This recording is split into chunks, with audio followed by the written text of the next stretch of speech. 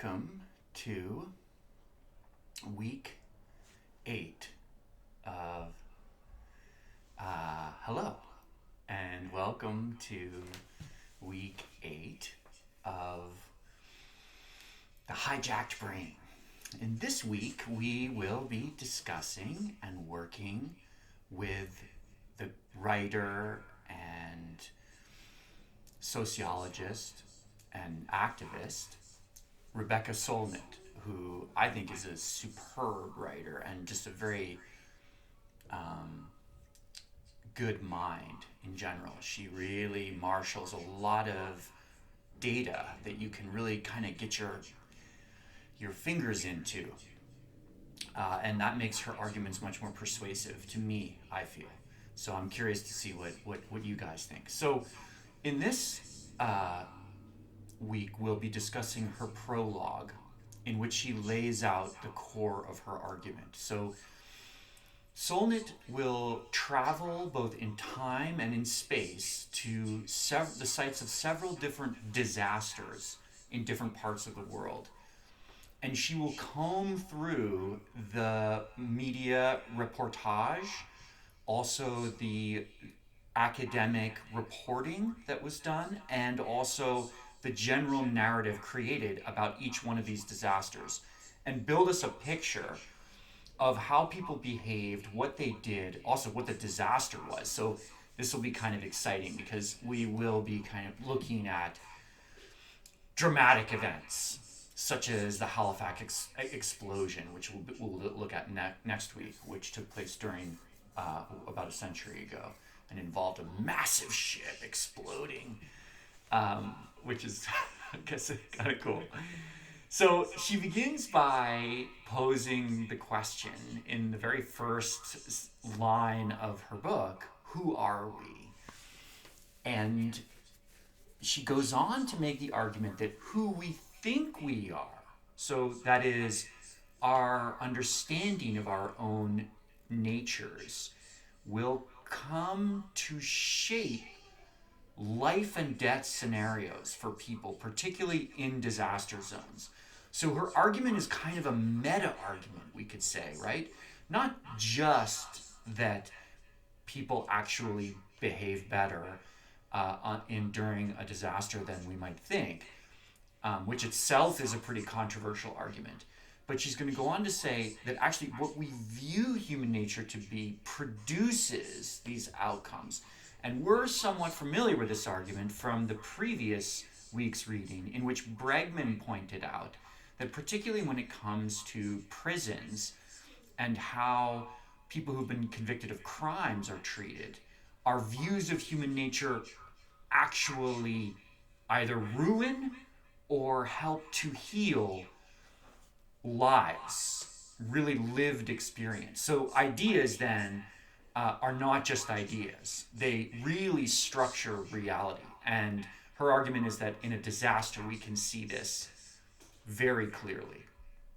So she points out that once again, and hopefully you guys are by now familiar with this, there is an image of human beings as panicky, people who are prone to panic, who are selfish, and who can be violent, regressively savage. That's her expression, right? Meaning like atavistic. We return to a primordial state of savagery when we're under pressure.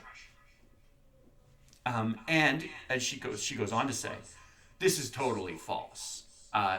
We have lots and lots, reams of data, libraries of convincing data that says that people during crises behave remarkably well. It's pretty much a settled issue at this point. And yet that doesn't stop the image of this kind of regressive savagery returning again and again during these kinds of events. So beliefs then lag behind what we know to be true. And so these stories that we're telling ourselves about ourselves persist even when we've debunked them. and know that they're no longer true. So one of the things I think that Solnit is up to with this book, and it's a really important thing, is that she's trying to say, let's tell a different story, because this one isn't working for us, right? She goes back to the Bible and to the famous story in the book of Genesis of interfratricidal killing. In other words, Cain kills Abel. And then when God, or Jehovah, asks him, where's your bruh? He says, am I my brother's keeper? There's a hip hop song I really like. So I put the album cover on my PowerPoint slide. Maybe you'll listen to it. It's on YouTube. It's sick. It's very lit. But her point is that this is a perennial social question, right? Which gets at the core of one of the things that we are considering. To what extent do we owe other human beings our loyalty, our compassion, our generosity?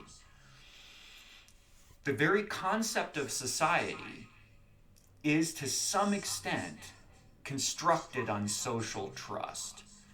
The world that we live in is not a world of, despite the fact that somebody might want to make you think it is this way, but the world that we inhabit is not a world of every man for himself. It is a world in which sometimes it feels like that's true, but at other times we need to kind of reach back into what is really going on in our social collectives and understand that social trust is the underpinning of things like communities, families, nations, even global interconnectedness. So there was an argument about human nature as being innately savage that made a claim to scientific fact, right?